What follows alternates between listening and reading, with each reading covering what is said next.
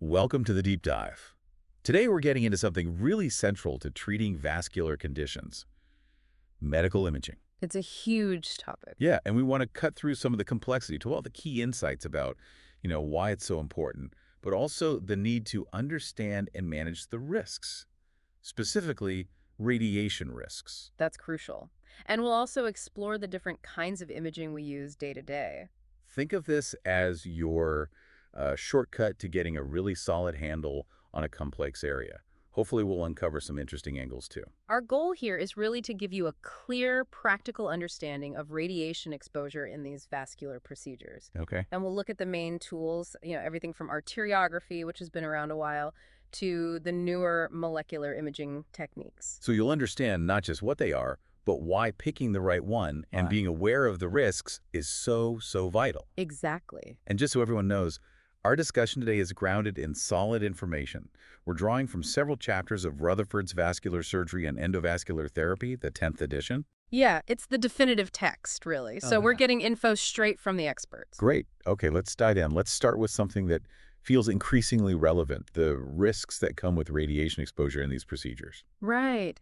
It's interesting. Radiation in medicine is, well, it's a bit of a double-edged sword, isn't it? How so? Well, it's absolutely essential for diagnosing problems and for guiding many treatments, but it does carry risks. Risks for the medical team working with it, and of course, risks for you, the patient. And this is particularly relevant in vascular surgery now. Yes, very much so, because we're doing so many more endovascular procedures these days. You mean things like angioplasty, putting in stents? Exactly, angioplasty, stenting, and also those really complex aneurysm repairs. They often rely heavily on X-ray guidance. Right. And I'd imagine those complex procedures like fixing aortic aneurysms with specialized grafts, that's where the radiation time can really stack up.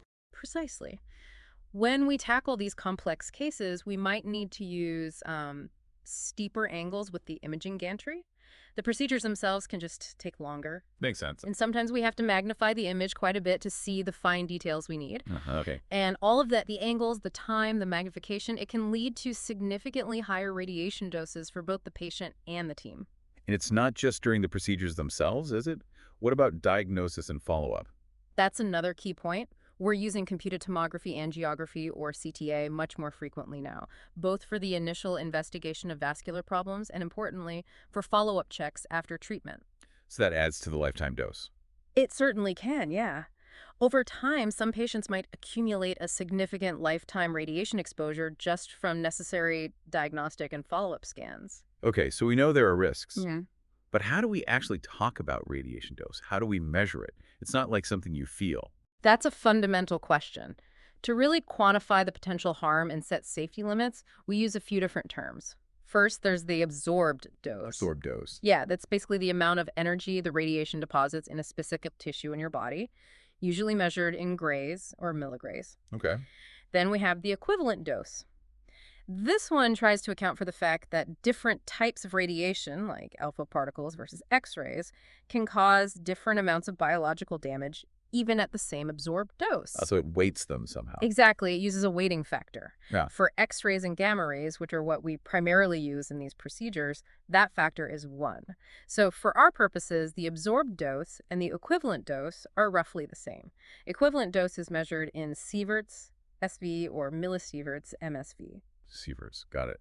And I think you mentioned another term earlier, effective dose. How does that fit in? Right, effective dose. This is an attempt to estimate the overall risk to the entire body from a radiation exposure. It considers how sensitive different organs and tissues are to radiation. So it's like a whole body risk estimate. Kind of, yeah. But it's mainly used for radiation protection purposes, setting regulations, comparing different types of procedures in terms of overall population risk. It's not really designed to be a precise predictor of individual risk for a specific person. Okay, that makes sense. So in the clinic, we're mostly hearing about milligrays or millisieverts. That's typically how medical radiation doses are described, yes. mg or MSV. So we can measure it. Now let's talk about the actual biological effects. What does radiation do to the body? I think for most people, the word radiation justifiably raises some concerns. Understandably so. The biological effects generally fall into two main categories: deterministic and stochastic. Deterministic and stochastic. Okay, what's the difference? Deterministic effects are, well, dose-dependent. They happen when the radiation dose to a particular tissue exceeds a certain threshold, causing enough cell death to impair the function of that tissue or organ. So like a direct cause and effect if the dose is high enough. Exactly. Think of things like radiation-induced skin damage dermatitis or cataracts forming in the lens of the eye, infertility, or even organ atrophy or fibrosis, which is scarring. And these need pretty high doses. Generally, yes. The threshold doses for most deterministic effects are usually quite high, often exceeding 1 or 2 Sieverts. Though it's worth noting, the threshold for cataracts is now thought to be lower than previously believed, maybe around zero point 0.5 SV. Okay. And very high whole body exposures, say 10 to 20 SV, are unfortunately fatal. Lower whole body doses, maybe in the zero point 0.5 to 3 SV range, can cause various degrees of radiation sickness, nausea, hair loss, blood changes. That sounds pretty severe. What about the other category, stochastic effects? You said that sounds more like chance. That's a good way to put it. Stochastic effects are probabilistic. They result from damage to the DNA within individual cells. Like mutations? Potentially, yes. That damage might lead to a mutation that could eventually result in cancer, or it could cause heritable defects that might be passed down, although that risk is considered very low. And the key difference here is The key difference is that the probability of a stochastic effect occurring increases as the cumulative radiation dose increases over your lifetime. But importantly, there's generally considered to be no definite threshold dose below which the risk is zero. so any exposure carries some risk, theoretically. That's the basis of the current model, the linear non-threshold model, yes.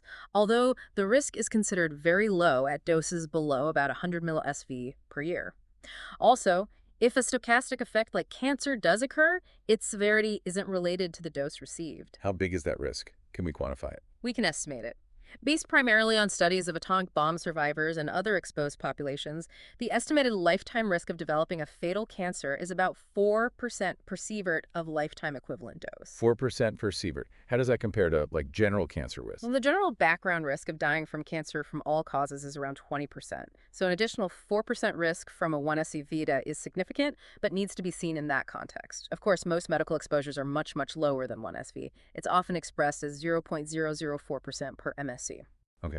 And these effects don't show up right away. No, there's usually a latent period. For radiation-induced leukemia, the peak risk might be 2 to 5 years after exposure. For thyroid cancer, maybe around 5 years. For many other types of solid cancers, it could be 10 years or even longer. It helps to put some numbers on it. Just roughly, what kind of doses are we talking about for common X-ray exams? It varies quite a bit depending on the specific exam and the equipment, but just to give you a rough idea, a standard chest X-ray might be around 0.02 to 0.1 millisv.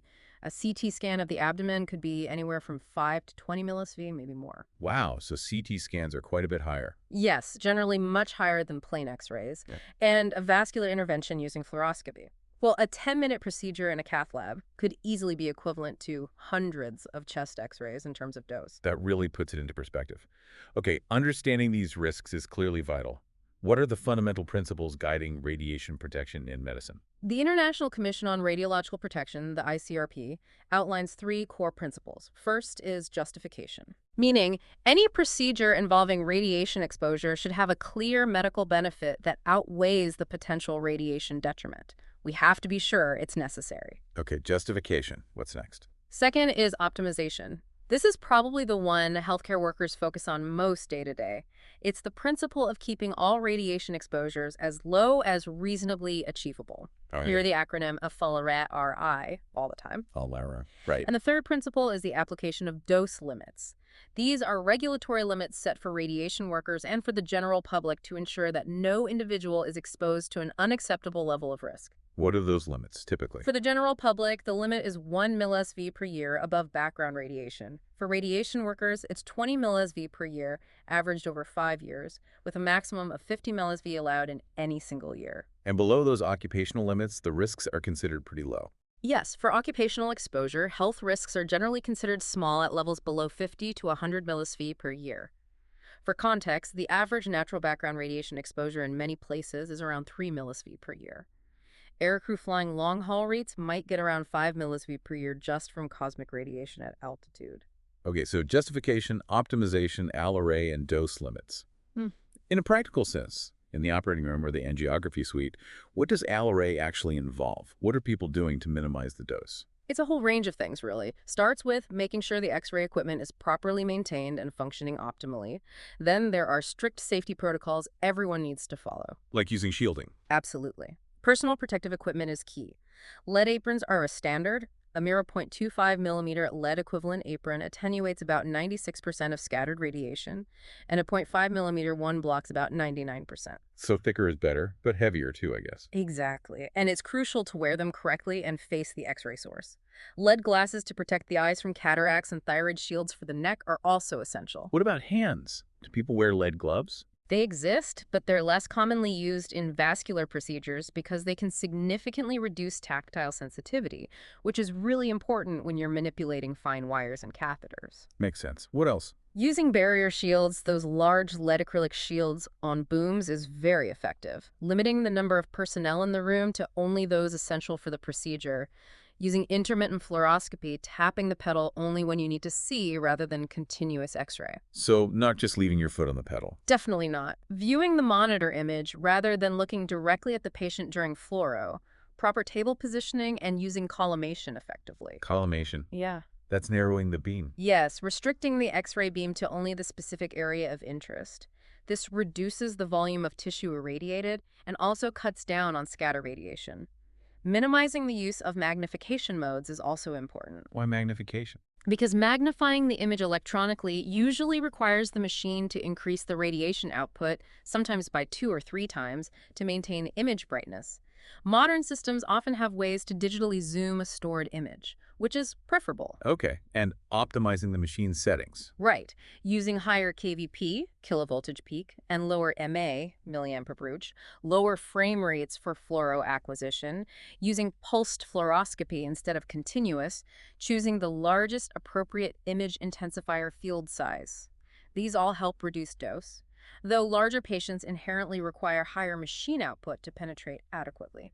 So it's a combination of technique, equipment use, and protection. How do we track exposure for the staff? Traditionally, personnel dosimeters, those little badges people wear, are used. They measure the cumulative dose over a period, like a month or a quarter. Do people always wear them? Well, that can be a challenge. Compliance isn't always perfect. People forget or badges get lost.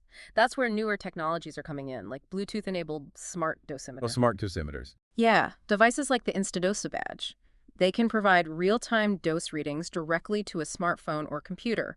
This gives immediate feedback and can be especially helpful for staff members who might be accumulating dose more quickly, maybe due to the types of procedures they do. That sounds like a big improvement.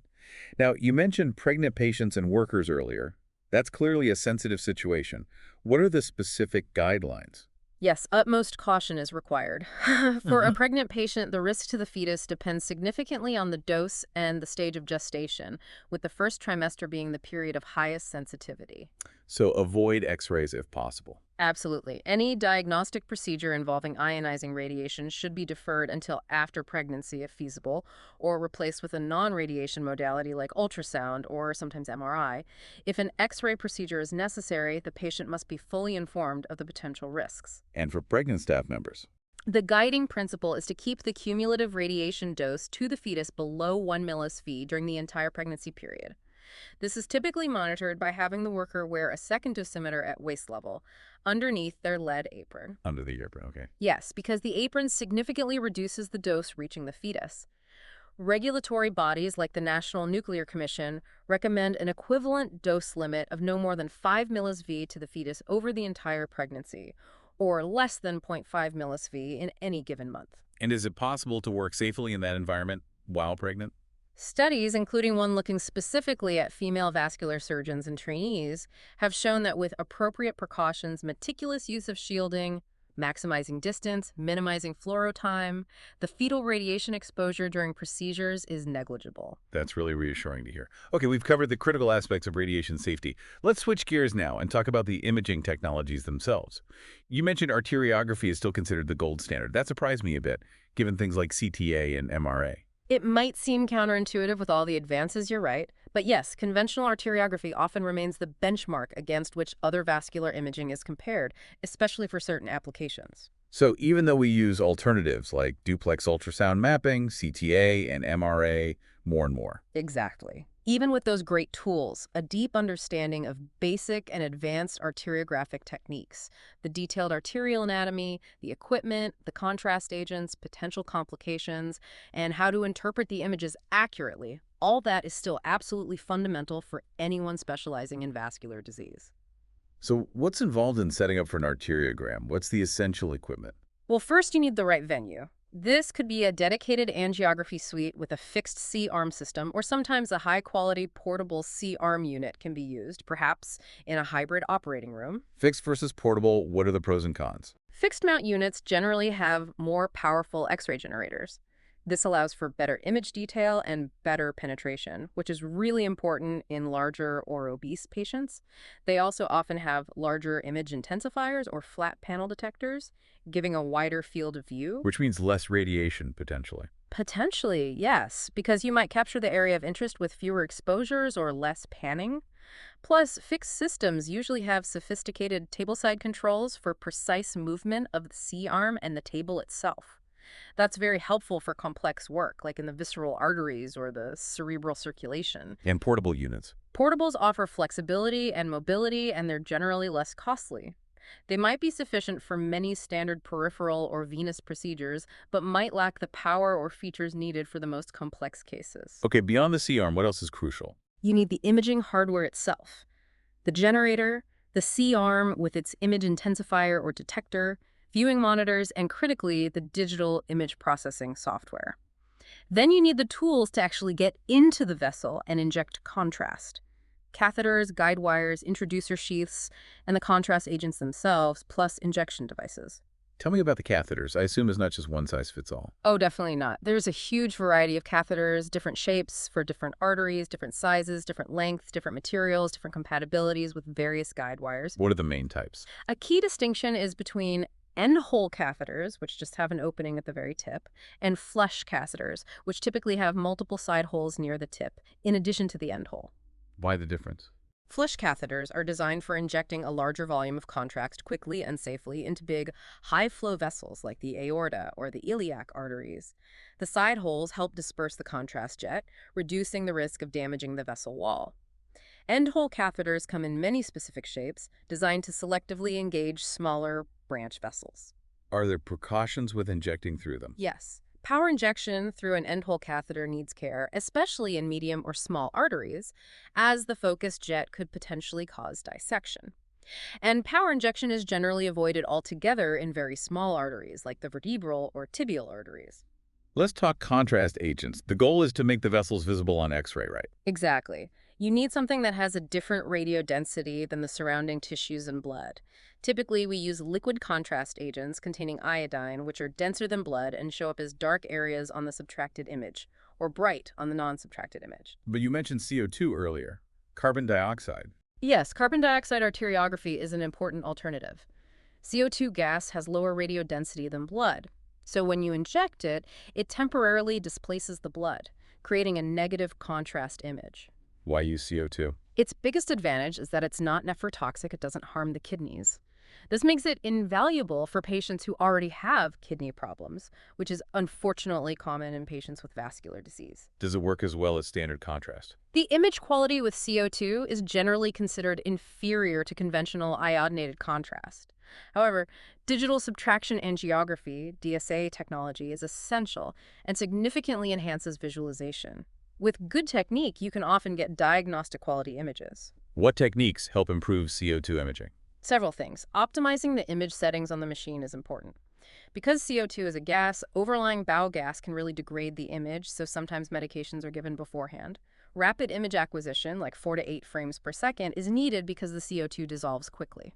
Selective catheter placement closer to the target vessel helps. Using magnified views can improve visualization of smaller vessels. Injecting the CO2 rapidly, either by hand or with a special injector, is key, but you need to allow several minutes between injections for the gas to clear safely. Any pitfalls with CO2? Yes, besides the image quality sometimes being less crisp, it can occasionally overestimate the severity of a stenosis. Also, visualizing vessels that arise posteriorly from the aorta, like the left renal artery when the patient is lying flat, can be tricky because the gas tends to rise. How do you handle that?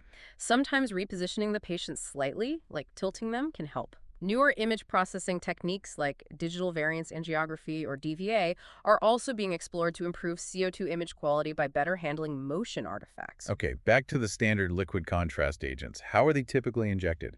Manually or with a machine? Both methods are used. Power injectors allow for very rapid, high-pressure injections with precise control over the volume, the rate of injection, the pressure limit, and even the rate at which the pressure rises. When would you use a power injector?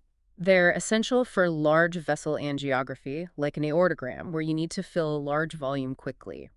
They can also be programmed for prolonged injections, which is useful if you're injecting proximally, but want to image vessels much further down, like in the foot. Plus, using a power injector allows the operator to step away from the X-ray source during the injection. Yeah, manual injection. Manual injection, usually with a standard syringe or sometimes using a manifold system, gives the operator direct tactile feedback and control. It's often preferred for more selective injections into smaller vessels. What's a manifold? A manifold is basically a stopcock system that allows you to connect the catheter, a syringe with contrast, a syringe with saline, and sometimes a pressure transducer all together. It allows for precise loading of small contrast volumes, easy dilution with saline if needed, flushing lines to remove air, real-time pressure measurement, and diverting excess contrast. Is diluting contrast common? Yes, especially for smaller arteries, like the carotid or tibial vessels. Often, just 3 or 4 milliliters of a 1-to-1 dilution of contrast and saline is enough for excellent images, and it helps minimize the total contrast load for the patient. Once the raw images are acquired during arteriography, there's a lot of digital processing involved, right? What are the key techniques? Absolutely. Digital subtraction angiography, or DSA, is fundamental.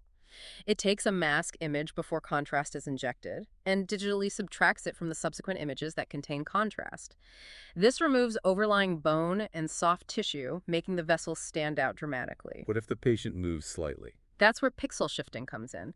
If there's slight misregistration between the mask and the contrast images due to patient motion, the software can often shift the mask image slightly to realign it and improve the subtraction quality.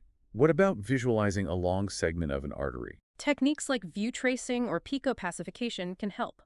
The software identifies the frame where each segment of the vessel is best opacified and stacks these optimal segments together to create a composite image of the entire vessel length. Road mapping is another crucial tool. Road mapping. Yes, this overlays a previously acquired contrast image, the road map, onto the live fluoroscopy screen. It acts like a guide, allowing the operator to see the path of the vessel while navigating wires and catheters in real time, often reducing the need for further contrast injections. And basic adjustments, too. Of course, you can adjust brightness, contrast, enhance edges, sharpen the image, even invite the black-white display if preferred. And there are digital measurement tools for assessing vessel diameters and stenosis severity. Patient movement seems like a constant challenge. How do you minimize it? It's critical for good DSA images. It starts with patient comfort and addressing anxiety. Explaining the procedure clearly helps. Often, mild sedation using anxiolytics like midazolam and narcotics like fentanyl is used. It requires monitoring, I assume. Definitely.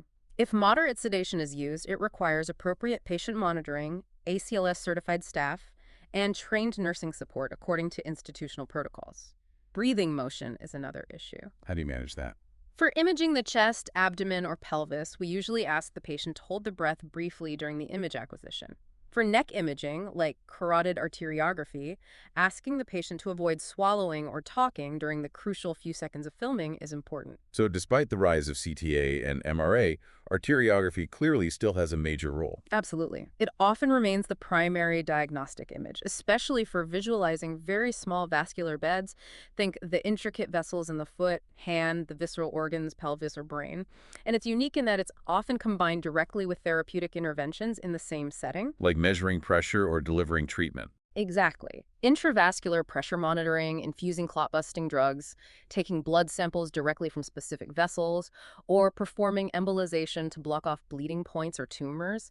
These are often done during or immediately following diagnostic arteriography. How does it compare head-to-head with CTAMRA in studies?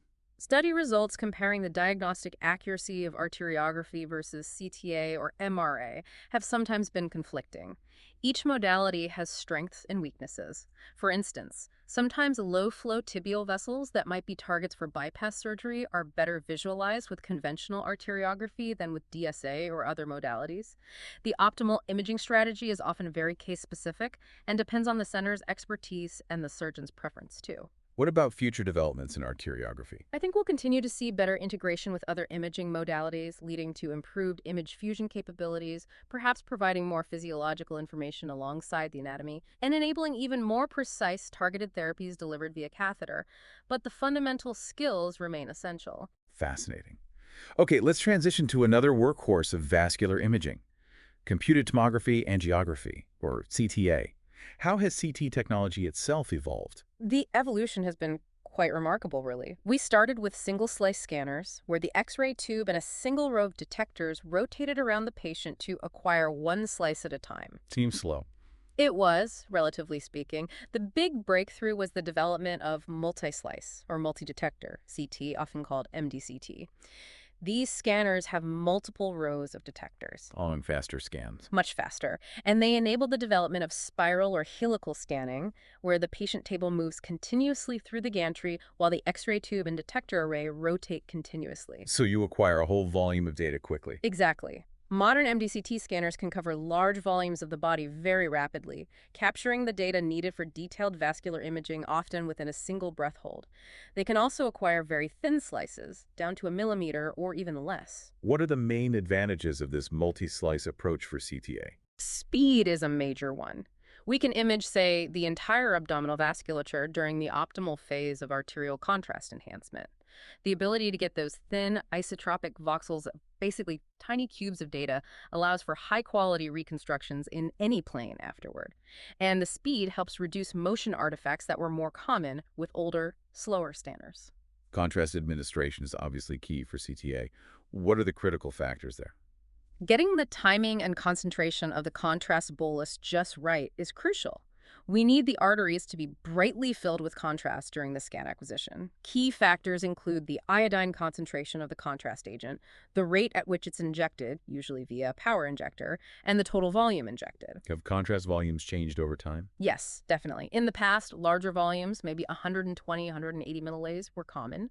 But with faster scanners and optimized protocols, including techniques like using a saline chaser pushed immediately after the contrast, we can often achieve excellent opacification with smaller volumes, frequently less than 100 milliliters now. This helps minimize the potential risk to the kidneys. Setting up the scan involves choosing various acquisition parameters. That sounds technical. What are the main settings involved in a CTA protocol? It is quite technical but crucial. The scan protocol specifies everything.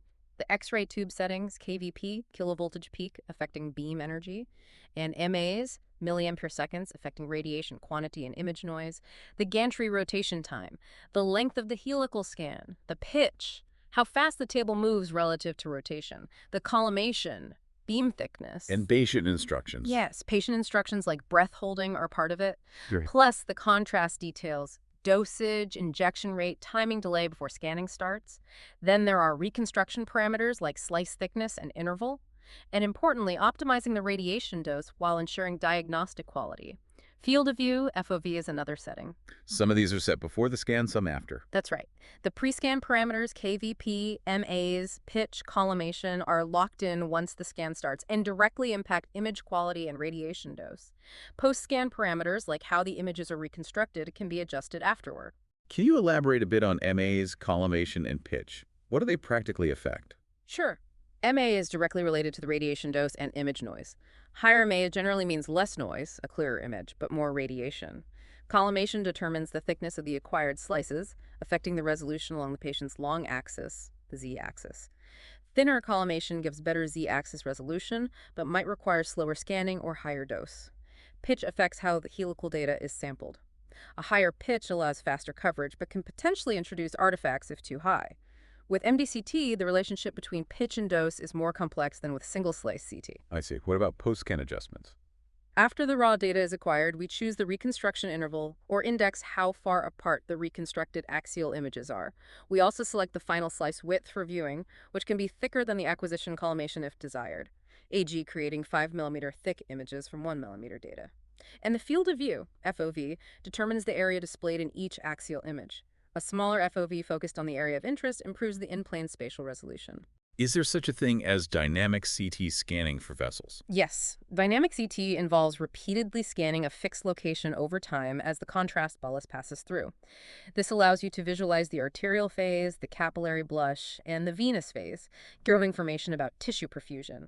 It requires scanners capable of very rapid repeat acquisitions, like those with 256 or more detector rows, and is mainly used for brain or cardiac perfusion studies rather than routine vascular anatomy. Once the CT data is acquired, the magic really happens in post-processing, right? What are the main ways that data is manipulated for viewing? Absolutely. Post-processing is essential for CTA interpretation. One of the most fundamental techniques is multiplanar reformatting, or MPR. MPR. Yes, since we acquire thin axial slices, the software can reformat this data into images in any other plane coronal, front to back, sagittal, side to side, or even oblique or curved planes that follow the path of a vessel. That must be helpful for understanding complex anatomy. Immensely helpful. Often, looking at just the axial images can be confusing, especially for tortuous vessels. MPRs provide much better spatial context. For measurements, especially vessel diameters, looking perpendicular to the vessel's center line is crucial for accuracy, and specialized software tools allow us to do this even in winding vessels. And 3D reconstructions. We see those cool rotating images sometimes. Right, three-dimensional reconstructions, often using techniques like shaded surface display, SSD, or volume rendering, VRT, create those 3D-like models. They are incredibly useful for appreciating complex anatomy, planning surgeries, both open and endovascular, and communicating findings. It's important to remember that calcification in the vessel wall is usually included in these renderings, which is relevant for things like endograph sizing. How does CTA stack up against MRA for specific vascular areas? When would you lean towards one over the other? Good question. They both have strengths. For aortic disease, especially acute aortic syndromes like dissection or rupture, CTA is generally preferred because it's very fast and readily available. It also clearly shows calcification, which is important for planning endovascular stent graft placement. Okay. What about kidney or gut arteries? For renal and splanchnic gut arteries, CTA and MRA can be comparable for detecting stenosis in the main proximal vessels. MRA might struggle more with respiratory motion artifacts affecting smaller, more peripheral branches. The contrast agent choice is also a factor, potential nephrotoxicity with iodinated contrast for CTA versus the rare risk of NSF with gadolinium for MRA in patients with severe renal failure. Other areas. For suspected pulmonary embolism, CT pulmonary angiography, CTPA, has largely become the standard, replacing older VQ scans. For peripheral venous disease, duplex ultrasound is usually the best first test as it shows flow. But if cross-sectional imaging is needed, MR venography, MRV, is often preferred over CTV due to better contrast without iodinated agents. For vascular malformations, CTA's role is mainly for high-flow types. Ultrasound and MRI are generally better for low-flow malformations due to superior soft tissue characterization. We keep coming back to radiation dose with CT. It's clearly a major consideration. It is, and rightly so. The significant increase in CT use over the past couple of decades has contributed to an increase in the population's overall medical radiation exposure. There's a real awareness in the radiology and referring physician communities about the potential long-term risks, especially in younger patients and children. The emphasis is constantly on justification, making sure the scan is truly needed, and optimization using the lowest possible dose, LA that still provides diagnostic images. This involves tailored protocols, dose reduction software, and careful parameter selection. Are there common image problems or artifacts specific to CTA? Yes, several types can occur. Partial volume artifacts happen when a single voxel contains tissues of different densities, averaging them out and potentially obscuring small details. Beam hardening artifacts caused by a preferential absorption of lower energy X-rays can create streaks, especially near bone or dense contrast. Positioning arms overhead during chest-abdomen scans helps minimize this from the arms. Motion. Motion artifacts are always a potential issue: patient breathing, cardiac pulsation, or just general movement. Clear instructions and fast scanning help. Metal artifacts from surgical clips or implants can cause significant streaks. Averaging artifact is another tricky one, where dense calcified plaque adjacent to thrombus might look like contrast within the clot. And sometimes, just setting the window and level incorrectly on the viewing station can hide or mimic pathology. You mentioned kids earlier. Special considerations for pediatric CTA. Absolutely. The primary consideration is radiation sensitivity. CT should generally be avoided in children if the diagnostic information can be obtained using non-radiation methods like ultrasound or MRI. If CT is deemed essential, adherence to the Aliari principle is paramount. Pediatric-specific low-dose protocols must be used, sometimes accepting slightly noisier images if they are still diagnostically adequate. And obese patients. Any specific points about CTA there? Obesity can make other imaging, particularly duplex ultrasound, technically challenging for detailed pre-procedural assessment. CTA, however, generally performs very well in evaluating the aorta and major vessels in obese patients, providing the detailed anatomical information needed for planning endovascular treatments, for example. It requires appropriate adjustment of exposure factors, like MAs, to ensure adequate X-ray penetration. Okay, let's move on to magnetic resonance imaging and angiography, MRI and MRA. The big advantage here is no ionizing radiation, right? Can you walk us through the basics of how MRI works? That's the key advantage, yes.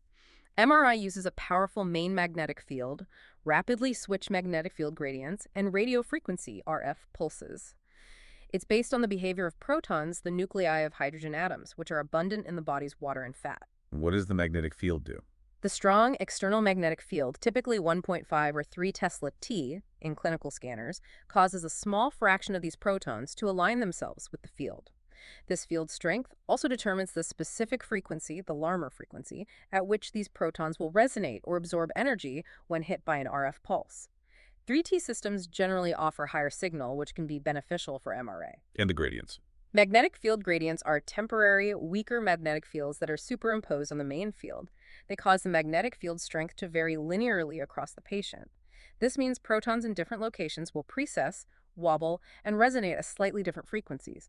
By carefully controlling these gradients and RF pulses, we can encode the spatial location of the signal coming from the protons. So how do we get images of blood vessels, specifically MRA and MRV? There are two main approaches. Non-contrast enhanced MRA, which doesn't use any injected contrast agent, and contrast enhanced MRA, which uses gadolinium-based contrast agents, GBCAs. Tell me about non-contrast MRA first. Techniques like time of flight, TOF, MRA, rely on the inflow effect. Basically, blood flowing into the imaging slice or slab is fully magnetized and gives a bright signal compared to the surrounding stationary tissue, whose signal has been suppressed by repeated RF pulses.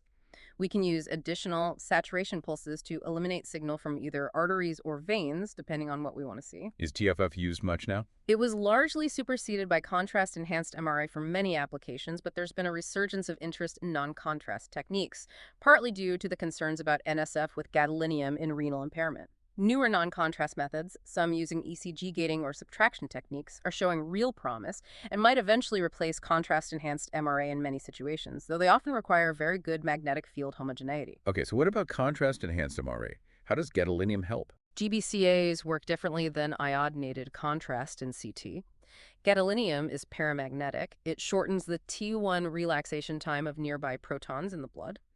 This makes the blood appear very bright on specific T1-weighted MRI sequences acquired rapidly after the contrast injection. Advantages over CT contrast. Yes, several. Because MRI is detecting the effect of the contrast on the surrounding water protons, even small amounts of GBCA can produce significant signal enhancement. This often means we can use lower volumes compared to CTA. The risk of allergic-like reactions is generally lower, and GBCAs are not directly nephrotoxic in the same way iodinated contrast can be. But you mentioned NSF. Yes, nephrogenic systemic fibrosis. It's a rare but serious fibrosing condition linked primarily to certain older, less stable linear GBCAs, especially when given to patients with severe kidney dysfunction. This has led to much stricter screening guidelines and the preferential use of more stable macrocyclic GBCAs. There are also ongoing discussions about potential long-term gadolinium deposition in tissues, even in patients with normal kidneys, though the clinical significance of this is still unclear. How are the images actually acquired during a contrast-enhanced MRA? Typically, we use fast 3D gradient echo sequences. These are often acquired during a breath hold to minimize motion artifacts, especially for imaging the chest or abdomen. For peripheral MRA covering the legs, a common technique is step table acquisition. Step table. Yeah, the scanner images one section of the legs, Jagiellon thighs, then the table automatically moves, and it images the next section, after calves, and then the feet, all timed relative to the arrival of the contrast bolus. This allows for high-resolution imaging over a long area. Newer techniques involve continuous table motion synchronized with the acquisition. Downsides this step table. The main potential issue is timing. If the scan takes too long, the contrast might start appearing in the veins in the later stations, which can obscure the arteries. Careful bolus timing and sometimes techniques to suppress venous signal are used. MRA seems incredibly versatile. What are some key clinical areas where it shines? It really is. For aortic disease, it's excellent for evaluating aneurysms and dissections, providing great anatomical detail without radiation. For renovascular disease, 3D contrast-enhanced MRA is often considered a standard for diagnosing renal artery stenosis, both atherosclerotic and fibromuscular dysplasia, aneurysms, and finding accessory renal arteries, which is crucial for planning kidney donation or surgery. What about arteries to the gut or brain? For mesenteric vascular disease, MRA is highly accurate for suspected chronic mesenteric ischemia, especially for proximal stenosis. It can even do dynamic imaging during breathing to assess conditions like median arcuate ligament syndrome. For the carotid and vertebral arteries, MRA provides excellent evaluation for stenosis, dissection, or other abnormalities. Both non-contrast TOF and contrast-enhanced techniques are used. And peripheral arteries, veins. For peripheral arterial disease, MRA is great for assessing blockages and runoff vessels in the legs. Continuous table motion techniques at 3T can provide high-resolution images of the entire peripheral tree.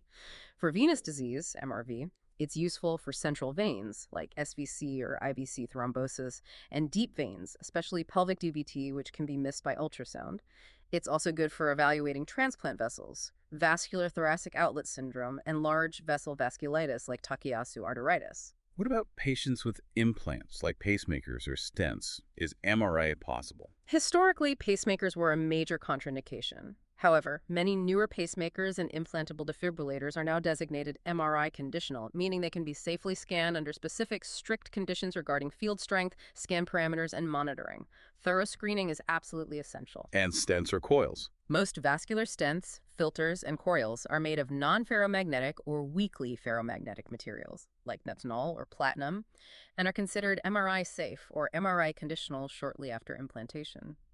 They don't pose a risk of movement. However, they can cause significant artifacts, signal voids, or distortions, especially older stainless steel devices, which might obscure the vessel lumen in the area of interest. Newer materials generally cause fewer artifacts. Can MRA detect blood clots?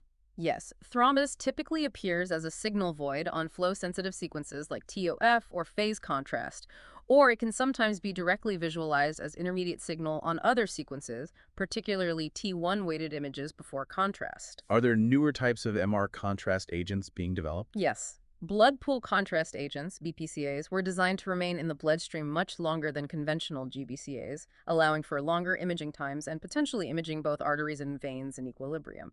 Godofus Facet was one, but its availability ceased. Another class is ultra-small superparamagnetic iron oxide USPIO particles. Iron oxide. Yes, these nanoparticles are taken up by macrophages, cells involved in inflammation.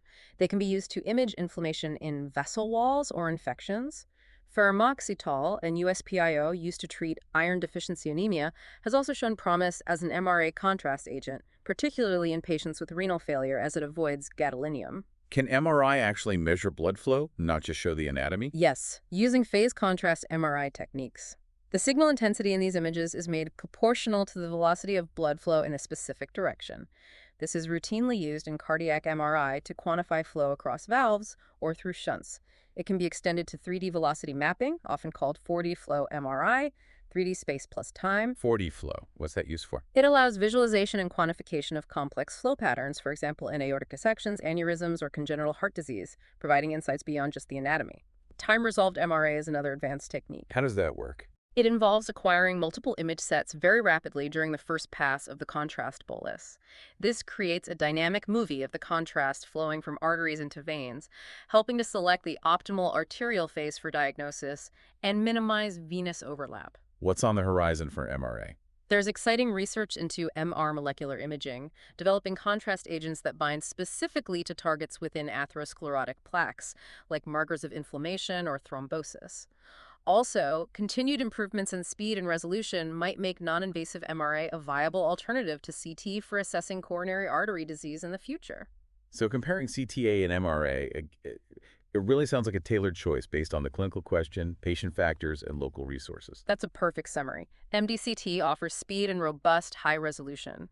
MRA avoids radiation and iodinated contrast, offers excellent soft tissue contrast, and has unique capabilities like flow quantification and non-contrast angiography. The best choice often depends on weighing these factors for each individual situation. Okay, let's venture into what feels like the most cutting-edge area we're discussing today. Molecular imaging using PET-CT and SPECT-CT. This sounds like it goes beyond structure to function, right? Exactly. Traditional nuclear medicine techniques like SPECT, single photon emission computed tomography, and PET, positron emission tomography, provide valuable information about biological processes, but their limitation has always been relatively low spatial resolution and lack of precise anatomical landmarks. So you see activity, but not exactly where it is. Pretty much. That's where the hybrid scanners come in SPECT-CT and PET-CT, and now increasingly PT-MRA. They fuse the functional data from SPECT or PT with the high-resolution anatomical data from CT or MRI acquired in the same session. What's the main application in vascular disease?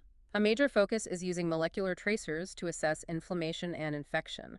This is relevant for conditions like vasculitis, inflammation of vessel walls, or diagnosing infection in vascular grafts, which can be a serious complication.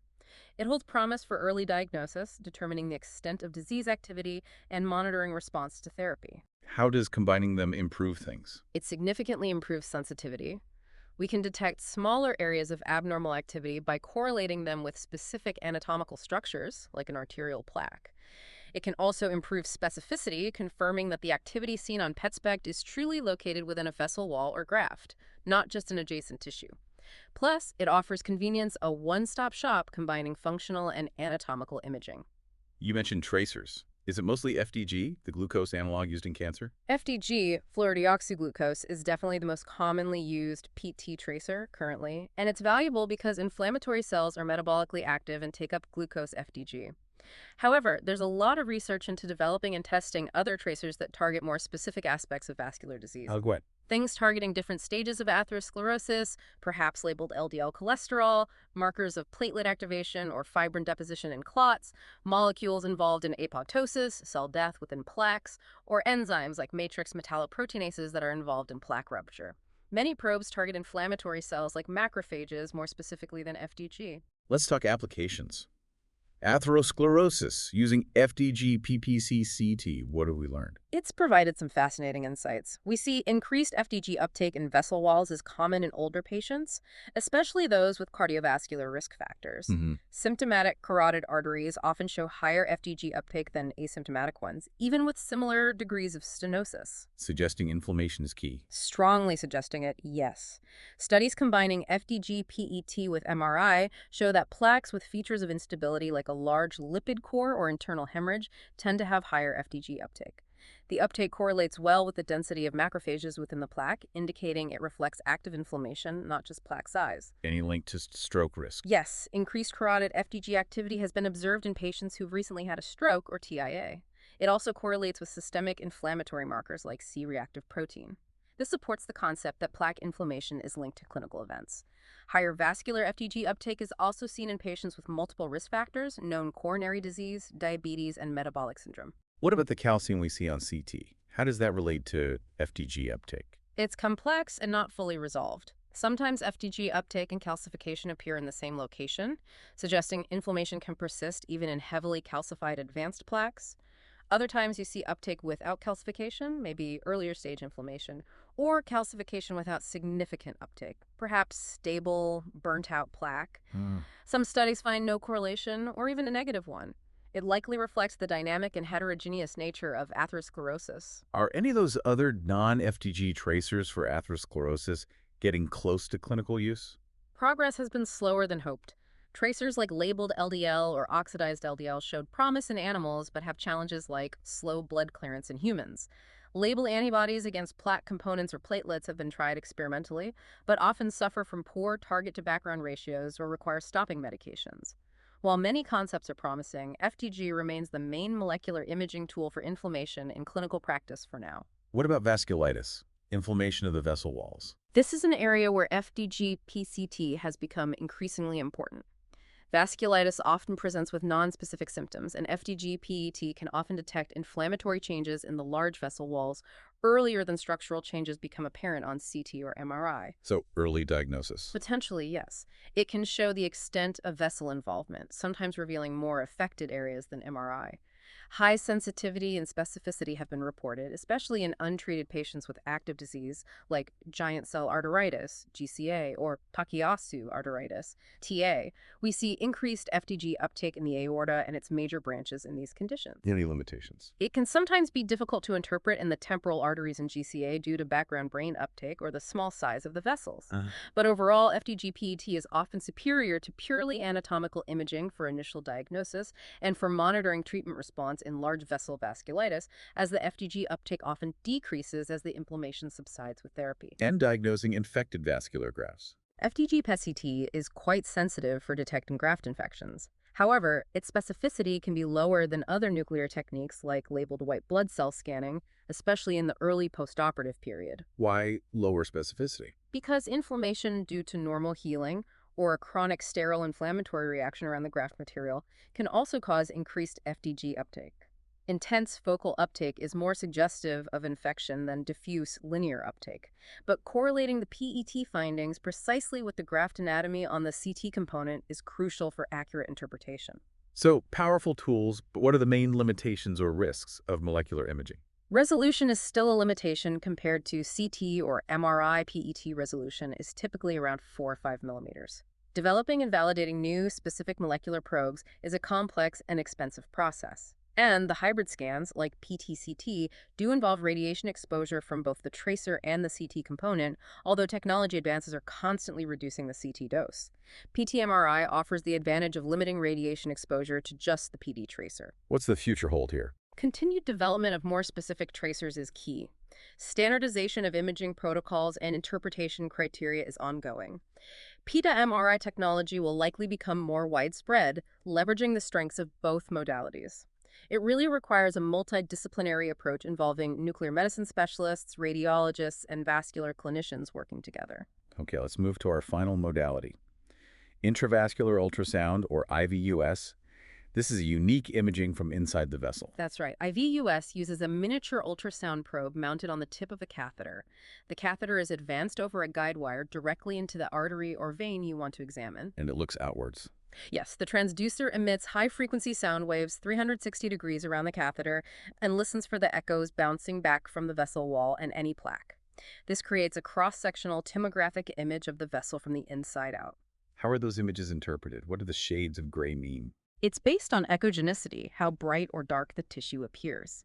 This reflects the tissue's composition and how it reflects sound waves. Calcified plaque is very bright, hyperechoic, and typically casts an acoustic shadow behind it because the sound can't penetrate. Fibrous plaque is also relatively bright, but usually without shadowing.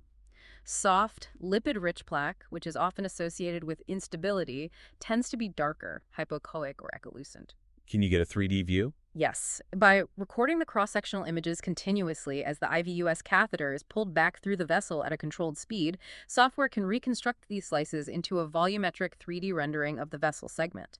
We can also add color Doppler to assess blood flow within the lumen. I've heard of virtual histology IVUS too, VHIVUS. Yes. VHIVUS is an advanced technique that analyzes the radiofrequency signal data, not just the grayscale image brightness.